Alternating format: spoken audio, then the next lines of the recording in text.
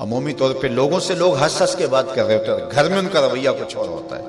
کسی شخص کی سیرت کو پہچاننے کا بہترین ضابطہ کیا ہے، یہ دیکھا جائے کہ وہ اپنی بیوی کے ساتھ کیسا ہے، اور یہ ضابطہ خود میرے حضور نے دیا۔ تم میں سے سب سے بہتر وہ ہے جو اپنے اہل خانہ کے ساتھ بہتر ہے، اور میں تم میں سب سے زیادہ اپنے اہل خانہ کے ساتھ بہتر ہوں۔ جب حضور کا وصال ہوتا ہے تو 9 ازواج حضور کے نکاح میں تھی، کسی ایک کو بھی میرے حضور پہ شکایت نہیں تھی۔ یہ حضور کا انصاف، ان کو وقت دینا، ان کے لیے حضور علیہ الصلوۃ والسلام کا ایثار اور ان کے لیے حضور کی محبتیں۔ حضرت خدیجہ الکبریٰ رضی اللہ تعالی عنہا کا ذکر کرتے ہیں ان کے وصال کے بعد تو حضور کی آنکھیں چھلک پڑتی ہیں، اور جانور ذبح کرتے ہیں اور گوشت کے ٹکڑے ان کے سہیلیوں کے گھروں بھیجتے ہیں۔ حضرت عائشہ رضی اللہ تعالیٰ عنہ فرماتی ہیں میرا ان سے جو رشتہ تھا تو مجھ سے نہ رہا گیا، میں نے ایک دن کہہ دیا حضور آپ اس بوڑھی عورت کا ذکر نہیں چھوڑتے، بڑھاپے کی وجہ سے جس کے ہونٹوں کے گوشے بھی رنگ بدل گئے تھے۔ تو حضور علیہ السلام کے چہرے پہ جلال آیا، فرمایا عائشہ تم مجھے خدیجہ کے بارے تکلیف نہ دو، جب پورے مکے نے میرا انکار کیا تھا اس نے میرا اقرار کیا تھا، میں اس کا ذکر کیسے چھوڑ سکتا ہوں۔ اور حضرت عائشہ رضی اللہ تعالی عنہا فرماتی ہیں کہ حضور تشریف لائے اور میں آپ خورے میں پانی پی رہی تھی، تو حضور نے مجھے دیکھا تو دودھ سے کہا عائشہ تھوڑا سا پانی میرے لیے بھی چھوڑنا، تو فرماتی میں نے پانی چھوڑ دیا، حضور نے میرے ہاتھ سے آب خورا لیا، پینے لگے تو پھر رک گئے اور میرے سے مخاطبہ کرتے ہوئے کہا حمیرہ، یہ حضور لاڈ سے نے کہا کرتے تھے، حمیرہ ذرا بتانا تم نے ہونٹ کہاں لگائے تھے، میں وہاں ہونٹ رکھ کے پانی پینا چاہتا ہوں، مجھے یہ بتاؤ اگر شوہر کا رویہ بیوی کے ساتھ یہ ہوگا تو گھر جنت کا ٹکڑا بنے گا یا نہیں بنے گا؟ تو تم میں سے بہتر وہ ہے جو اپنے اہل خانہ کے ساتھ بہتر ہے۔ سب سے پہلے آپ کے اہل خانہ آتے ہیں، آپ کے ماں باپ آتے ہیں، آپ کے بہن بھائی آتے ہیں، پھر کلاس فیلوز آتے ہیں، اساتذہ آتے ہیں، یہاں سے ہمارا رویہ خوبصورت ہونا شروع ہو۔ ہم نے دیکھا ہے کہ لوگوں کے ساتھ بڑے اچھے رویے، ماں باپ کے گستاخ ہوتے ہیں، ماں باپ کے بے ادب ہوتے ہیں، دکان پہ گاہک سے ہنس ہنس کے بات کر رہے ہوتے ہیں، لیکن بہن بھائیوں کے ساتھ رویہ تلخ ہوتا ہے، بیوی کے سامنے جا کے فرعون بن جاتے ہیں، ماں باپ کے سامنے جو ہے ان کے رویے کی تلخی ہوتی ہے۔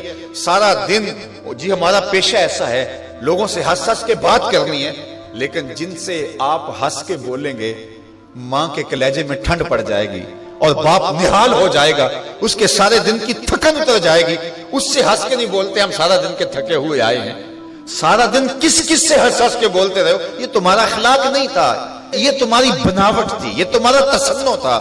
جو اخلاق ہے وہ حقیقت میں اس کا روپ نظر آتا ہے اپنے ماں باپ کے ساتھ، اپنی بیوی کے ساتھ، اپنے بچوں کے ساتھ، اپنے کلاس فیلوز کے ساتھ، اپنے دوستوں کے ساتھ، اپنے اساتذہ کے ساتھ۔ اگر تمہارا رویہ ٹھیک ہو گیا تو پھر تمہارا دوسرے لوگوں کے ساتھ رویہ بھی ٹھیک ہے، لیکن اگر ان کے ساتھ رویہ ٹھیک نہیں، دوسروں کے ساتھ رویہ آپ کا اچھا ہے تو پھر وہ آپ مکر کر رہے ہیں، آپ یہ بھی کوئی کاروبار کر رہے ہیں، یہ آپ کے اخلاق کا عکس نہیں ہے، یہ آپ کی ضرورت کا رنگ ہے جو لوگوں کو نظر آ رہا ہے، یہ آپ کا کاروباری انداز ہے، آپ کی مسکراہٹ آپ کا کاروبار ہے، آپ کے اخلاق کا عکس نہیں ہے۔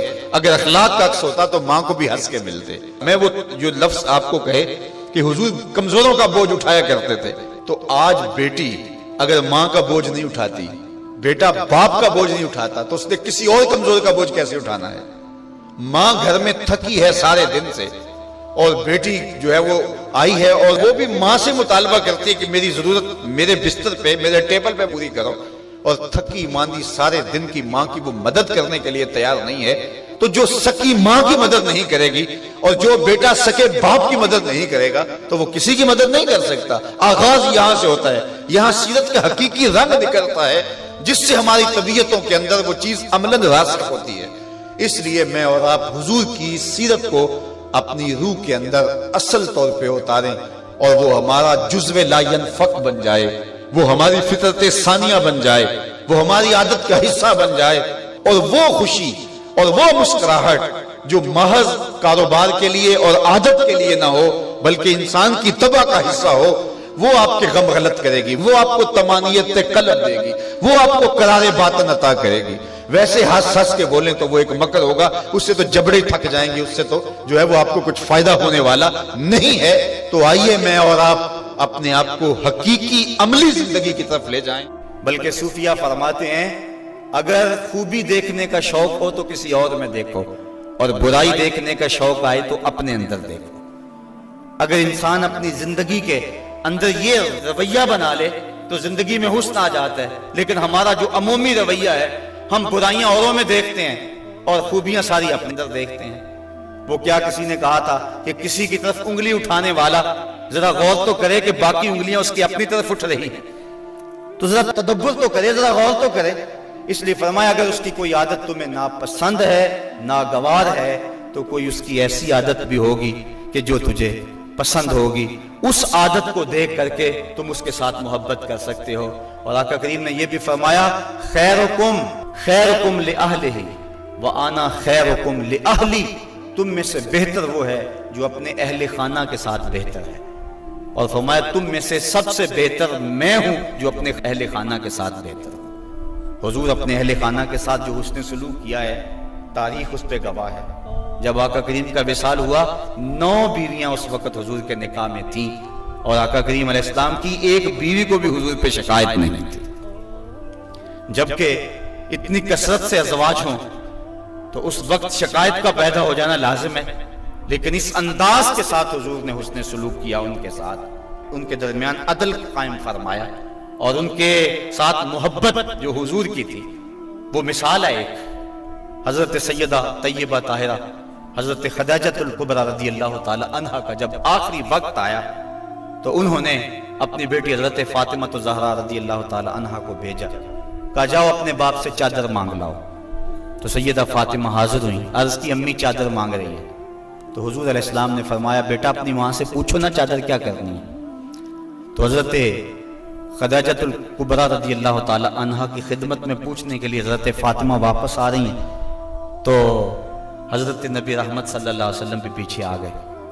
حضرت خدیجہ سخت بیمار تھی. عرض کی حضور اس وقت جو میری حالت ہے آپ دیکھ رہے ہیں، مجھے لگتا ہے کہ یہ میرا آخری وقت آ گیا ہے. میں نے چادر اس لیے مانگی ہے کہ اس چادر سے مجھے کفن دیا جائے. اب سنو حضور نے کیا جواب دیا.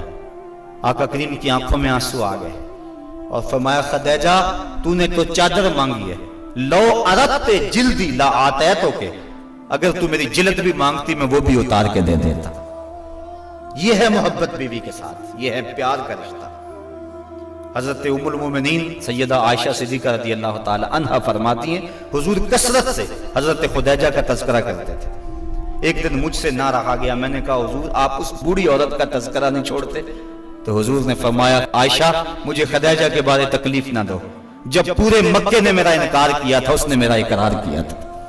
حضرت عائشہ صدیقہ رضی اللہ تعالی عنہا فرماتی ہیں ایک دن حضور بقیع سے واپس آ رہے تھے، میرے سر میں سخت درد ہو رہا تھا. حضور تشریف لائے تو میں نے کہا واہ راسا ہو، ہائے میرا سر گیا. تو حضور علیہ السلام نے کہا وَآنَا یا عائشہ، عائشہ یہ تیرے سر میں درد نہیں، یہ تو میرے سر میں درد ہو رہا ہے. یہ بیوی کے ساتھ محبت کا انداز ہے جو حضور نے اختیار فرمایا. یہ کیسا پیار ہے، یہ کیسی الفت ہے، ذرا غور تو کریں.